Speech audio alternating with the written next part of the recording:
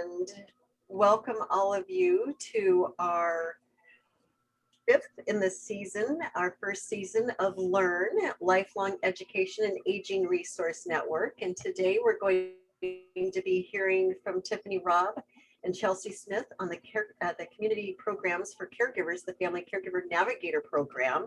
We're so pleased to have both Tiffany and Chelsea with us today.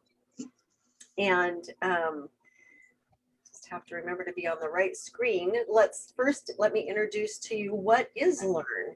So we are a professional network in Idaho, an Idaho-based nonprofit organization with the mission to provide quality community education on retirement and age-related topics in the area of health, wealth, lifestyle, and caregiving. And Learn is part of the Leaders Network of the Society of Certified Senior Advisors, a CSA organization. The content is provided for general information purposes only and is not to be considered legal, financial, or health advice.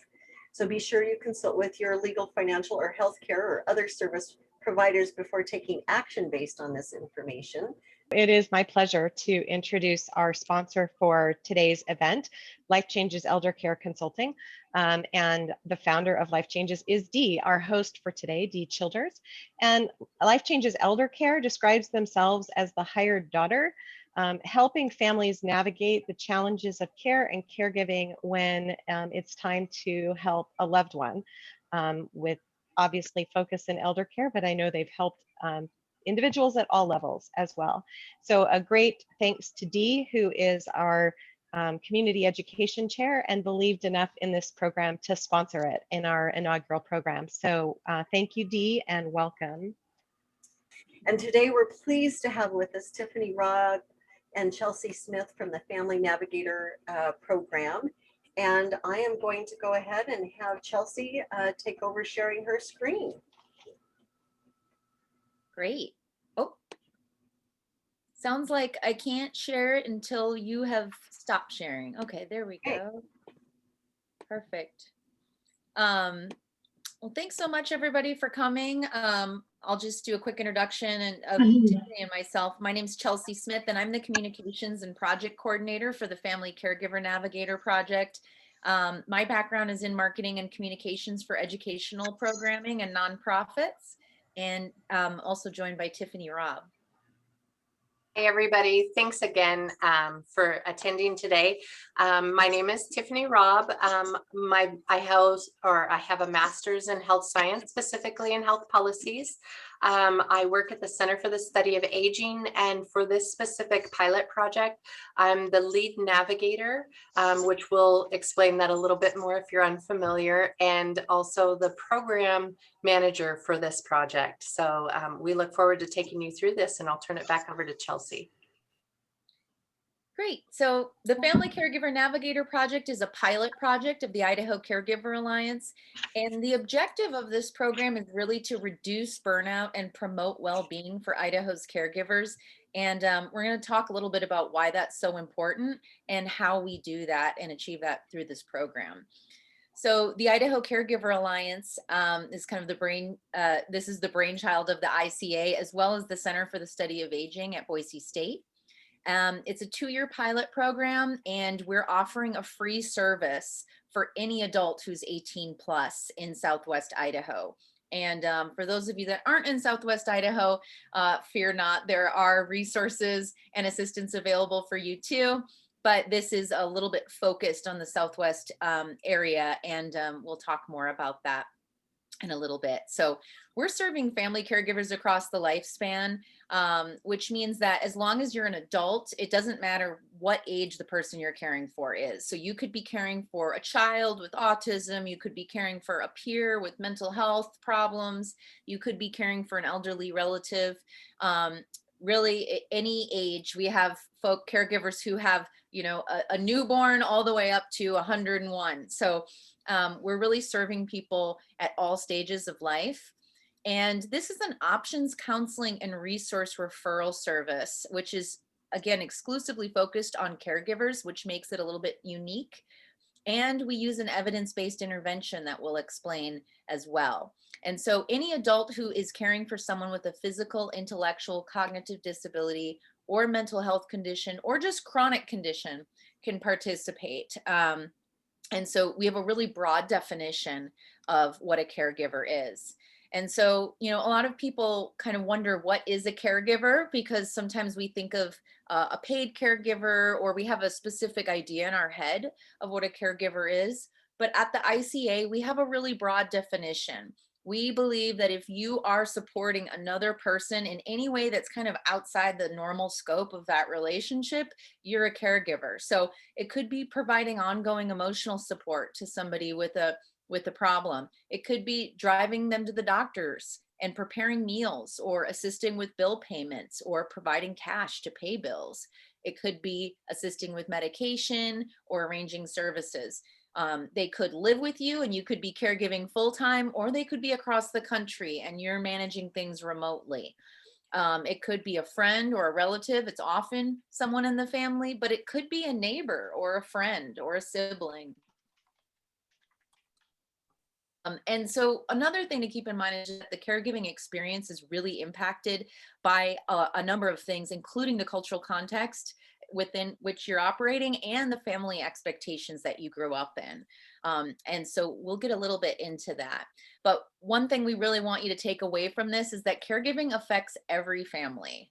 In Idaho, we estimate there's 1 in 4 people in Idaho that have caregiving duties of some kind. So that's pretty much every family in Idaho that has somebody who's caregiving.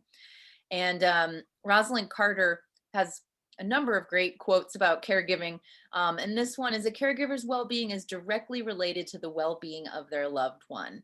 And so something we often say when we're talking to providers and clinical staff is that caregiver well-being is equated with more patient well-being. Our well-being is interconnected with the people that we're caring for. So in this instance, we're really lucky that we kind of get to focus on the caregiver, who often doesn't get kind of the attention and the focus on them. We're so used to kind of focusing on the person with a higher medical need, or, who has a diagnosis. But really, if we support the caregiver, we know that we're not only positively impacting them, we're also impacting the person they care for. So just to step it back for a minute and kind of ask, who are caregivers? There's kind of a lot of stereotypes out there about what a caregiver is. And like I said, some people might have in their heads an in-home assistant taking care of somebody, or a nurse, or you might have kind of the image in your head of an older woman taking care of a spouse, which is kind of an archetype of caregivers. But really, caregivers are increasingly diverse in the United States. These are some stats from AARP in 2020. And they show that almost 40% of caregivers are now male. And they're also showing that about 1/3 of caregivers are under the age of 38. So in the millennial generation or the Gen Z generation. So that's something to keep in mind as well, that, we might have a stereotype in our head of who a caregiver is, but there are a lot of people out there who are supporting someone in their lives across the lifespan. And actually, we also know that there are children who are out there caregiving for their parents as well. Parents who have a mental health diagnosis, or parents who need translation support, and they're helping their parents out at medical appointments, etc. Unfortunately, we are only assisting 18+ caregivers, but the idea is kind of to broaden your view of what a caregiver might be. We also know that 61% of caregivers work. Actually, that number in Idaho is 70%. So the average caregiver in Idaho is working a job in addition to caregiving, which, as you can imagine, adds a lot on their plate. Typically, caregivers might be passing up promotions in order to be caregiving for their family, or they might be,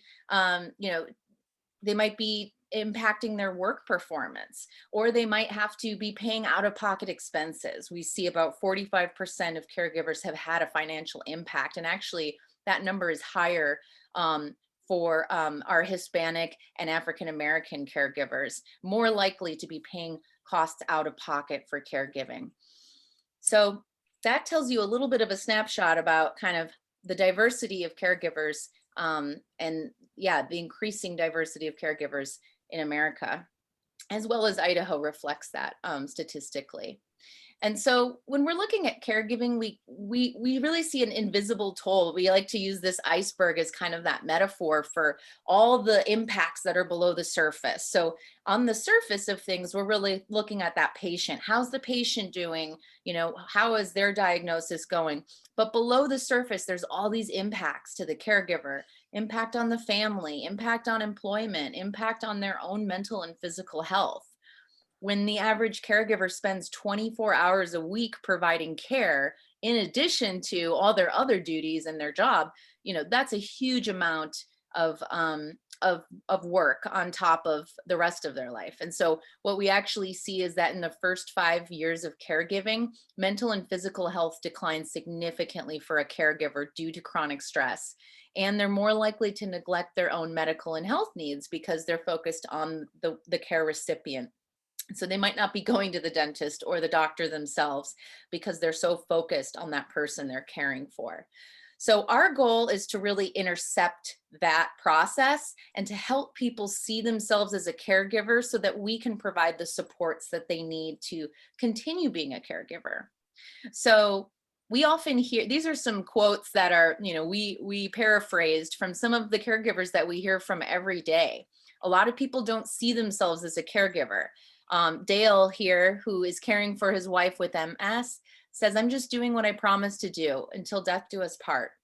And Leah, who's 67, she's caring for her grandson as a relative as parent. And she says, "I'll do whatever I can for my grandchild. It's not their fault they were born this way." And then we have Lacey here, who's a young mom who just considers herself a mom and not a caregiver, even though her son has high behavioral and functional disabilities, and she's struggling with limited support. So we know that a lot of folks just see themselves as doing their duties to their loved ones, and that's all well and good. However, we know that research shows that if somebody embraces their caregiver identity and can find meaning and sort of accept that role as a caregiver and reconcile it with their role as a parent or a husband or a grandparent, that they'll actually be more fulfilled and that their stress levels will go down ultimately. So a big part of what we do is really helping people see that they're caregivers so that we can find the right support systems for them. So at this stage, we say, okay, we know a little bit about caregivers. How can we help them? Well, Tiffany's going to walk a little bit more through the actual program and how we conduct this evidence-based intervention to support family caregivers. So first of all, can you hear my dogs in the background? No. Of course, No. They chose right now to play really loud. So we'll just deal with it. So how can we help caregivers? Well, by referring them over to the Family Caregiver Navigator is my obvious answer to you.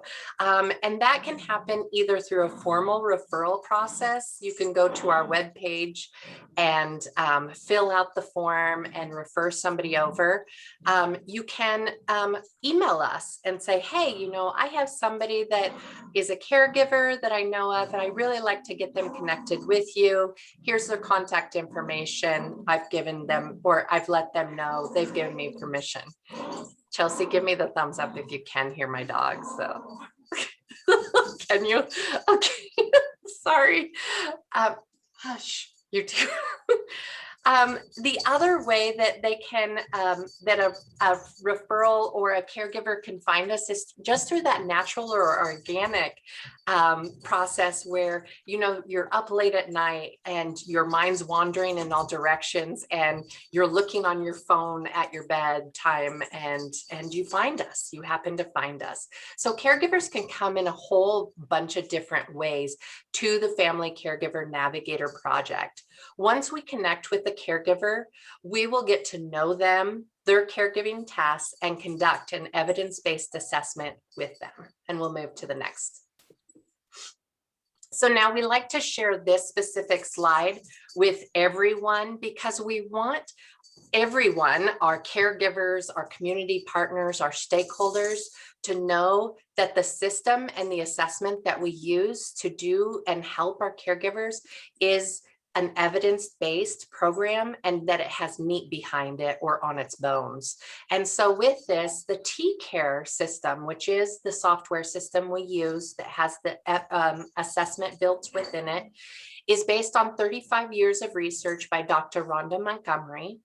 And just to let you know, one of our sister states, the state of Washington, used a similar TCare program approach and was able to show that they were able to show a delay in nursing home placement by 21 months, as well as a decrease in or a significant reduction in depression and stress for those caregivers who continued on with the program. And as Chelsea had mentioned, our program here is a pilot program. We are hoping that we expand it statewide after our second year.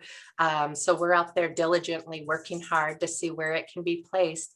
But these are the same data points, if not more, that we hope to gather from this to really show our state and our state decision makers, you know, the efforts that caregivers put into caregiving on a day-to-day task. And to be frank, how much money they're actually saving the state if we continue to support the caregiver in this process. And so we'll move to the next slide, Chelsea. So here we have 4 of our Navigator teams. We just jumped into our second year of the project, and we have been so busy, and it has the avalanche is going like crazy here. Our second year funding is specifically focused around our outreach to Spanish speaking individuals. That does not mean that we drop everything that we've been doing and just focus there. We've expanded, which means that we've been able to bring on 2 additional navigators, which is really exciting, who are bilingual. They are getting out there in our communities. They will be going to farms and ranches to meet migrant workers on lunch breaks, to educate them as well, to make sure we can get them supported, as well as the existing navigators continuing to work with our English speaking population. And of course, we do offer the language line for any individual who speaks another language beyond English or Spanish, which is very important. And I do, just before we jump off of this screen, I do want to share with you, each one of us navigators comes to the team with our special experiences. Chelsea has a great video that she's collected interviews from each of us, and we share our caregiving experiences from the times that we've had to step into that role, and also the experiences that we're having as navigators interacting with our fellow Idahoans who are providing that care to their loved one at this time. And it's something she can share whenever, but it's a beautiful thing. I think it's a beautiful thing because it really shows how important and intimate this project is. Although we are collecting data for the state, we are there for the caregivers. That's our #1 priority. Tiffany, if there's a link to that video, I'm happy to send it out with the follow-up email to all recipients. Thank you, Dara. Great. I'll get that to you, Dara. So we'll move to the next. So just looking at the family caregiver, when we go through and we assess them, we understand the reality. Caregiving, a lot of individuals will say that, you know, it is rewarding. I love it. It's a gift. But the reality is caregiving is also dang hard and can make people feel exhausted, angry, depressed, or overwhelmed. And these feelings tie into what we call caregiving burdens. And so what we look at through that assessment is we're looking at relationship burden. How is the caregiver responding or relating to the care recipient? Does the caregiver feel the parent is so ungrateful for everything that they're doing for them, that they're frustrated? And is this being displayed as anger? Or that's just kind of a situation that could be presented. Objective burden is another area that we're looking at. If the caregiver is working 40 plus hours a week at a job and then providing 20 hours a week of caregiving tasks for their care recipients, and maybe they're doing 10 hours a week of household chores and maintenance, and 10 hours a week of tending to children, and another 10 if you have kids who are online school because of COVID. I mean, seriously, you're getting your, what did one of my caregivers say today? You get premature wisdom highlights. And so I love my wisdom highlights, but it's a lot. And COVID just has added that much more. And so what we want to do is we want to look at that objective burden. How is that impacting the caregiver? Are the number of hours that they're providing to caregiving and all these tasks realistic and sustainable? Now, when we talk to a caregiver, some of them will say, well, no, it's not, but what am I going to do? That's where we really work with the caregiver and try to figure out what resources are available or how we can maybe offload some tasks and then help them with the other ones. The next oops, not yet, Chelsea. No, that's okay. I kind of paused there for a little bit. So the next area that we look at is that stress burden, and stress burden is related to that relationship and objective burden. We know just naturally through a lot of research that negative stress and too much negative stress is not good for the body. And so what we want to do is we want to figure out where is the caregiver stress burden level, and can we bring that down by introducing coping mechanisms, or maybe by decreasing or offloading some of the tasks or responsibilities.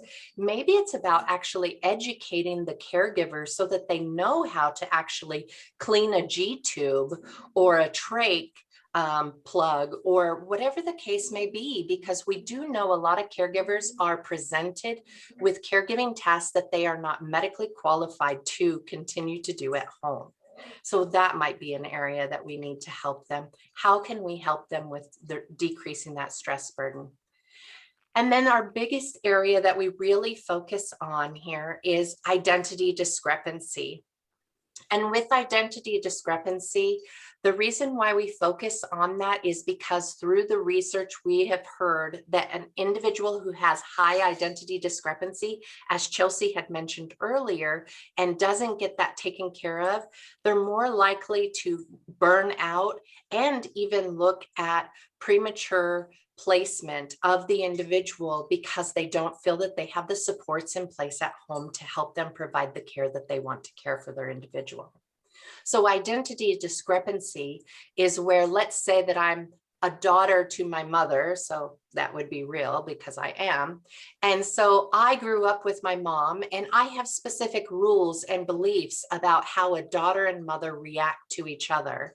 And then all of a sudden I'm pushed into this caregiving role and responsibilities now that I have certain rules and beliefs about how a caregiver should treat my mom. And so I get frustrated at myself because of the fact that I'm tired, I work, my son is at home and I'm online schooling him as well. And I get really frustrated at my mom because I have to repeat myself 10 or 15 times to ask her to do something or to remind her about something. And so I get really angry and frustrated at myself. And then I feel really guilty. That's that identity discrepancy, in that we've got to figure out that balance between the rules and beliefs about the existing relationship and the rules and beliefs about the caregiving relationship, and how those two can kind of be can kind of dance together without stepping on so many toes. And so with that, when we go through that assessment there, again, we're looking at the relationship burden, the objective burden, stress burden, and then that identity discrepancy as a whole. And we'll move to the next slide, Chelsea. Thank you. So the next slide here, what we're looking at here is, this is actually one of the final pages that a caregiver will receive after their assessment. And this is the assessment summary. What this does is this helps us look at, and pardon if this is not super large or anything, but this shows this specific caregiver has a high relationship burden. So we might be looking, what resources can we put in place to help decrease that relationship burden? The same with objective stress burdens, uplifts. Maybe they don't find too much joy caring for mom, but I bet there's something that they enjoy doing with mom, that if we could offload some of those other less desirable tasks, we could increase the uplift of the one task that maybe they do enjoy. Although we do not have the initials behind our names to diagnose an individual or a caregiver with depression, we do look at depression because we know that caregivers who are put under the stress and strains of caregiving for a long time and do not feel the supports, that they do not feel they have the supports in place, their depression levels are increased. And so what we do is we use this as a talking tool or a talking point and a tool that the caregiver can then take to their healthcare provider and start to continue or continue the conversation about the caregiver's mental health. And then of course we look at that identity discrepancy. We do look at the ADLs and IADLs of the caregiver so that we can understand what the care receiver, I apologize, so that we can understand what the caregiver is tasked with on a day-to-day basis. But the focus of our program is on the caregiver, which is completely different from many programs because many a time, a caregiver will sit by that patient and or care recipient and many times are ignored when it comes to, trying to figure out the health, the history, and so on of that individual. We really want to focus again on the caregiver. Their third column there that you'll see that's in all greens and has hours. I love this column. I love sharing this with my caregivers. And this can be very eye-opening to caregivers, especially those caregivers who are working, but even the caregivers who are fully retired. I have actually a few caregivers who laugh at me when I ask, okay, what is your employment status right now? And they're like, well, fully retired, but now I'm a full-time caregiver. I'm like, yeah, let's look at those hours. So this gives the caregiver an estimation of the hours that they're putting in on a weekly basis. And the hours on this plan or this assessment summary that you are seeing are not uncommon, which is really kind of scary if you think about individuals who are providing this may also be working additional jobs and or are tasked with other responsibilities. And so why do we present this or put this out there? Because this can be a great talking point tool for sitting down and having a conversation with other family members who maybe don't know how to help or where to help. It could also be a point of conversation for maybe the caregivers, again, healthcare provider, or mental health professional. Again, we're really trying to encourage the caregiver to take control of the situation in the way that works best for them. We're meeting them where they are. You'll notice down at the bottom of this assessment summary, there are specific accountability tasks for both the navigator as well as the caregiver. And these are responsibilities that we determine together that we're going to work on before we meet with the caregiver again at our 3-month reassessment appointment, and then 6-month appointment and 9-month appointment, and so on. And so we'll move to the next slide, Chelsea. And so after we look at that assessment summary together with the caregiver, we build their specific care plan. And this is kind of a shot of a general start, the skeleton of a care plan. Within the care plan, it's a person-centered action care plan where we work directly with them and help to figure out what are their specific areas of needs, their strengths, and what their desired outcomes are. And then through that, that's where we find and match them with resources that are available within their community that we can connect them with. Now, something that has been just a really driving point within this program for us that's so very important is that If we can, at all possible, connect that individual directly with someone, either via phone or via email, that's what we're going to strive to do, because we know that our caregivers do not have time to make another call to somewhere and be told they called the wrong number or the wrong person or whomever the case may be. And so if you are participating in this call today or this Zoom today, and you represent an organization and you'd like to be connected with us, we would love to know who is the main person that we should talk to and who will be the warm handoff individual, because we're really trying to create good relationships between our caregivers and our community organizations that are already out there and existing. And we'll move to the next slide. So I want to revisit the 3 personas that Chelsea had introduced us to.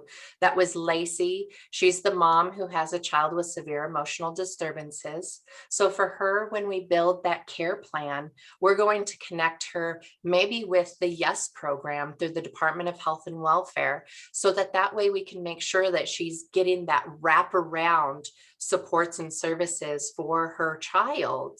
The other thing that we're going to do with Lacey, because Lacey lives in a rural community, and since she moved there, she doesn't feel like she's as connected with fellow parents and stuff. So we're going to connect her with the Idaho Federation for Families. And the reason for that is because the Federation for Families, besides being a great advocate for children with mental health issues, is they have a support call line for the parents, and they offer a lot of educational opportunities where Lacey can connect with her peers.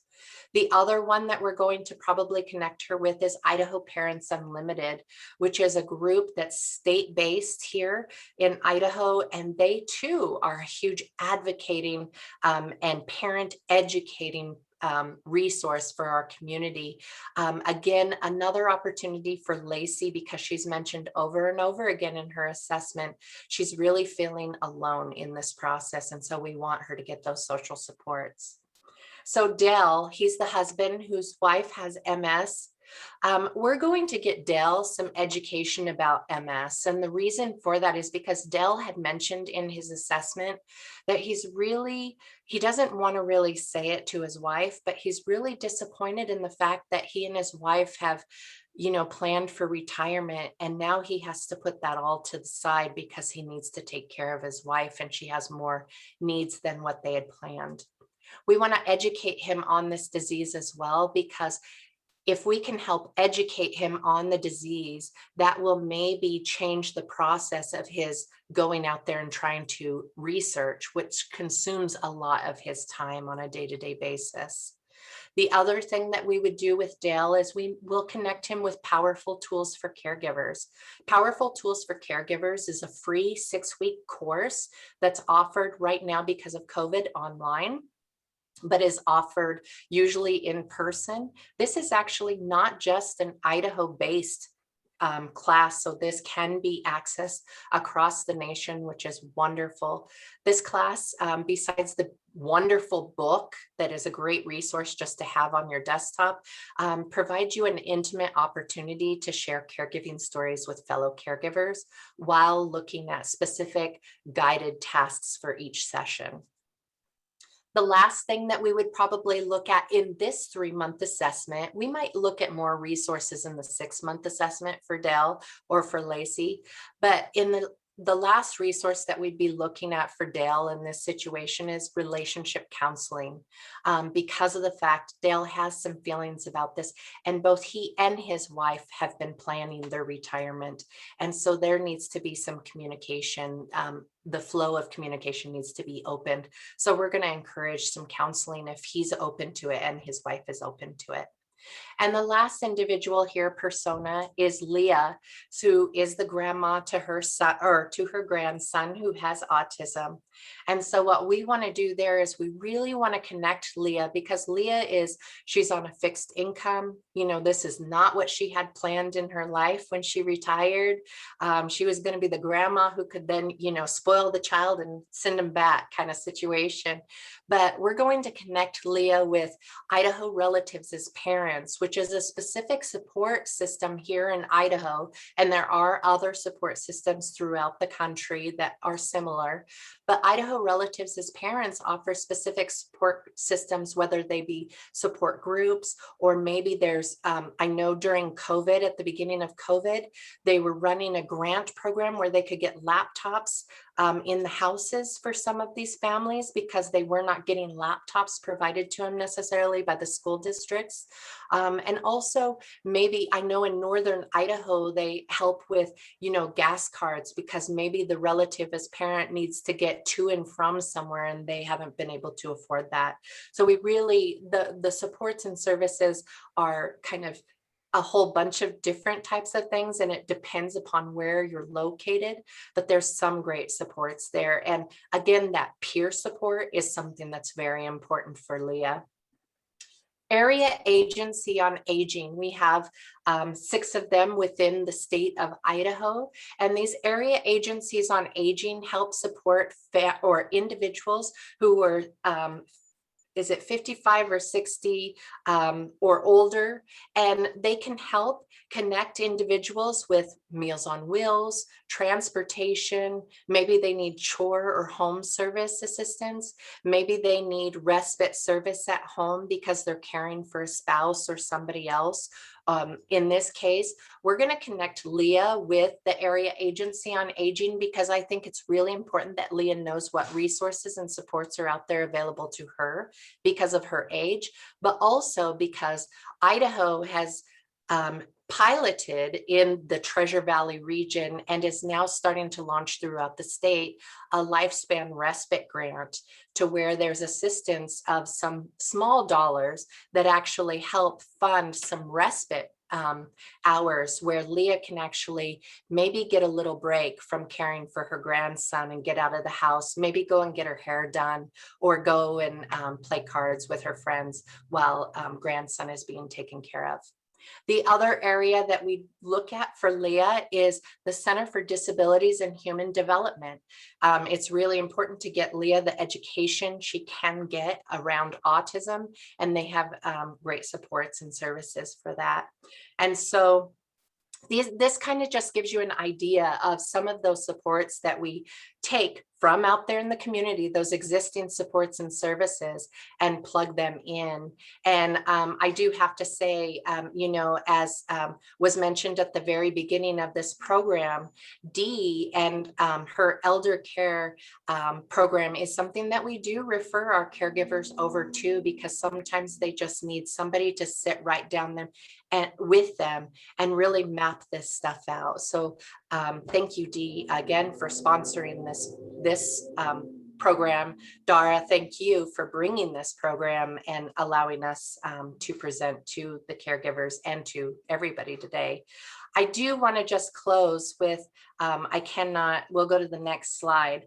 I do want to just close with saying, we have some wonderful supports that are listed on this specific slide. These are our funders that help make our program possible, but they are not everything that makes our world go round. And I just want to say that we have so many community stakeholders that really have helped us be able to serve our caregivers, and we're so grateful for all of them. But we are super grateful for the funding that we have, because it allows us to continue to do this. And then we'll pull the last slide there, which is just a nice little quote there and our contact information. But again, another Rosalind Carter quote here: there are 4 kinds of caregivers or people in the world: those who have been caregivers, those who are caregivers, those who will be caregivers, and those who will need caregivers. And with that, I'd like to just say thank you to all of you for being a caregiver, or relying upon a caregiver, or being one in the future, and for being here today. And I'd like to open it up if you have questions about maybe resources, supports, ideas, thoughts. We're here for you.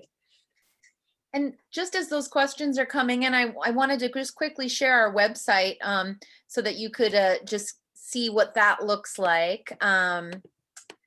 If you go to caregivernavigator.org, and I'll drop that in the chat, there's a lot on this website that might be helpful to you. There's a little video that kind of explains the program. We also have the Idaho Caregiver Alliance Resource Library, which allows you to search for resources by topic. Highly recommend checking that out. And that's statewide resources as well as virtual resources. And you can even search by geography, by geographic area. But these two buttons, I just want to draw your attention to. One is to refer a caregiver. We often see clinicians and providers who use this, but you can refer a caregiver in your own life too, as long as you have their permission to submit their contact information.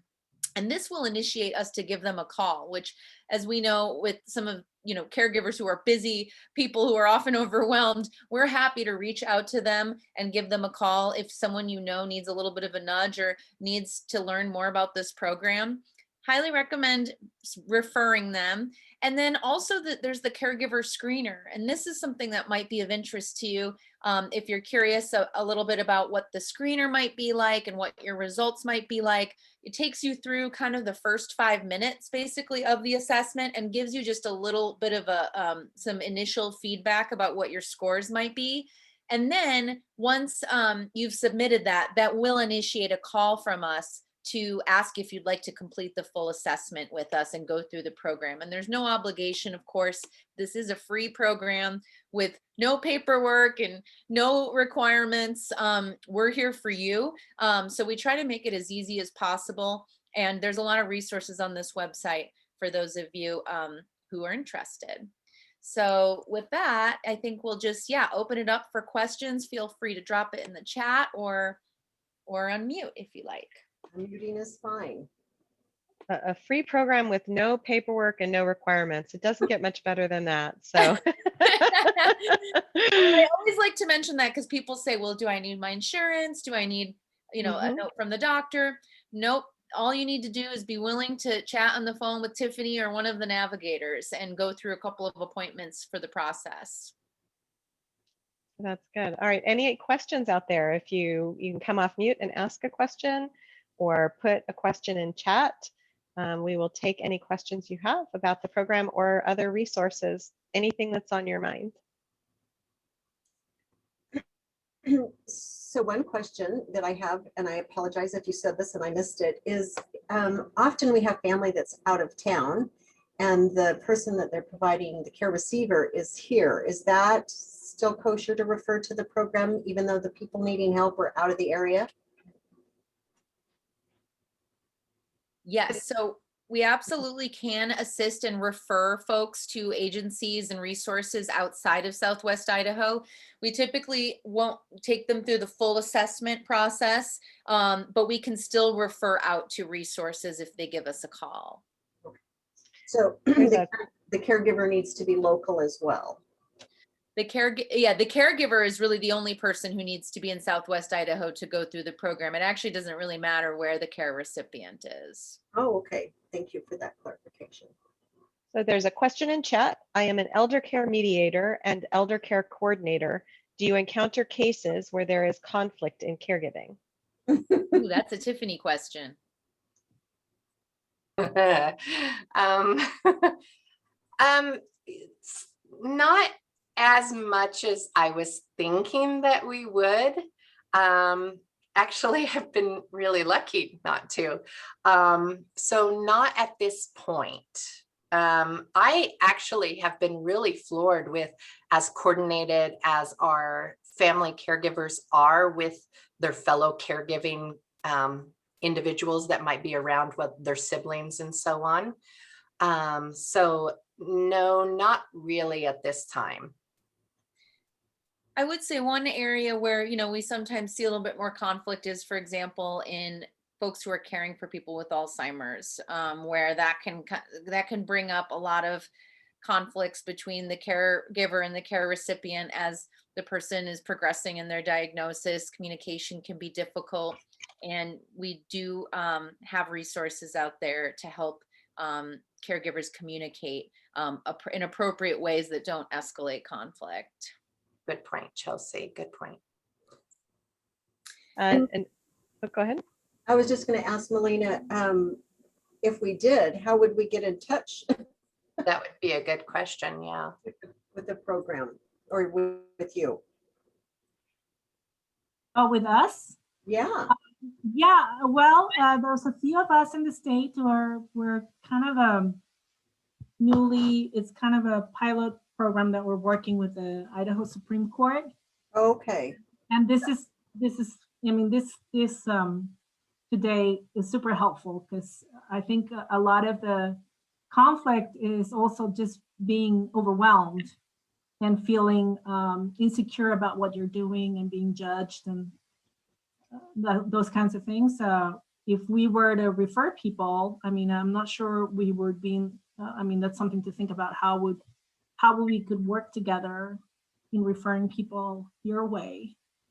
Melina, I appreciate you bringing that up. Actually, there's a lot of irons in the pot, we can say at this point. And so something that we are looking at and actually is being applied for in a different region of Idaho right now is looking at our T-care process of what we do in supporting that caregiver when it comes to adult protective services.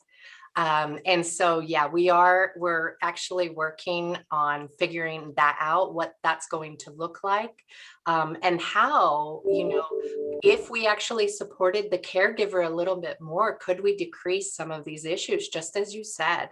And so I think that it is a symbiotic relationship for sure. It's just one of those things that I just feel that the human population overall is good. And, any one of us can be pushed to the brink if we don't have the supports and services. And so, yeah, we're really working hard on that. So we would love to partner up to see how we can help out. Another question in chat. When do you anticipate this program opening up to the other areas in Idaho? Yeah, well, so our pilot program will be concluding in May 2022, unless we get extended funding, in which case we are really hoping to expand to Idaho. And so that's probably at that point is when we would do that. If we're able to find some sustainable funding and other partners in areas of the state that'll allow this program to grow and be implemented through partnering organizations, it would be in spring 2022. And is your current funding source a possibility for extension, or would it be new funding? Probably would be new funding. We're currently funded through Medicaid. And, but we're looking at, private public partnerships for the future and, trying to link in with our health systems, possibly insurance payers, and kind of just exploring options there. I'll just add a little bit, Chelsea, if I may. So for instance, for the second year, we have our one bilingual navigator who is now embedded within one of the area agencies on aging. And so this is another way we're really, as Chelsea said, we're really trying to be creative about this public-private kind of investment into our community. And so how can we create this great relationship and help support a staff in a different agency who's doing what they need to and create a good workflow while providing this program. And so that is something, like I said, that another area agency on aging is currently looking at. And then I know that even Region 1 is looking at as well. I think there's a lot of them, but we're not just looking at the area agencies on aging. We're also looking, this is a lifespan thing, as Chelsea said. Although we're caring for caregivers who are 18 years of age or older, they could have a brand new infant with medical complications, and they're going to see themselves as a mom or a dad. And we need them to understand that they're going to get exhausted and there's a reason for that. And we can maybe help get them some resources. So we're looking to see if does the embedding happen maybe in our health systems? Maybe it happens by embedding in maybe our private payers, our insurance companies. We're really open to ideas of brainstorming because we just think this is a beautiful project, not just because it's our own, but because it really is focusing on the caregiver. And it's about time that we sit down and listen to the caregiver a little bit more. So if you have any ideas, please let us know. We're definitely open to working with organizations across the state.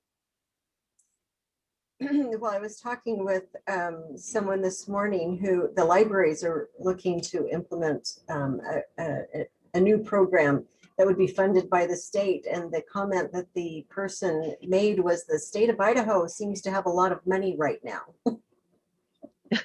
So, I'm not sure how one pursues that, but that was interesting. Okay. Question is, do we want to spend it? Yeah. And on what? Exactly. But that's an I was going to say the more important question right now is on what. exactly. That's an interesting idea, though. Is could a program like this be embedded in the libraries? That really makes sense. Mm-hmm. A library serves a lot of variety or diverse populations. That could be a really interesting. And it's a source of resources. Yep. Right. Yeah. Ooh, They're going after money right now, so they're doing a grant. So I know that it was the director at the Eagle Library. Just saying. Okay. Would you mind making a connection with Chelsea and that director? I will. Thank you. Yeah. Because I think that makes a lot of sense too. Any other questions from anyone? Come off mute or put in chat. I think there's some contact information that's been provided. I know info@caregivernavigator.org. Was that correct, Chelsea? I'm betting if you sent a question after the fact, you would get an answer if you sent an email there. Yes, absolutely. I'm going to drop my email in the chat too, and I'll drop the Navigator in email in the chat. I also see we have another comment here from Janie from the Alzheimer's Association, which also has a Navigator program that we're working with, and she dropped in her contact information in there. Yeah, we're building a great relationship with the Alzheimer's Association Navigator too, to create a flow between our programs to support people who are caring for those with Alzheimer's. So be sure to check that out as well. Thank you, Janie. Yes. Well, I will say thank you to Tiffany and Chelsea for being here and sharing this amazing program and for supporting Learn and our goal to provide free quality education to the community. And again, a special thanks to Dee for sponsoring this first community education series, for hosting our event today, and for being just an all-around rockin' community education chair. So thank you very much, Dee. Thank you, Dara. Thanks so much for having us.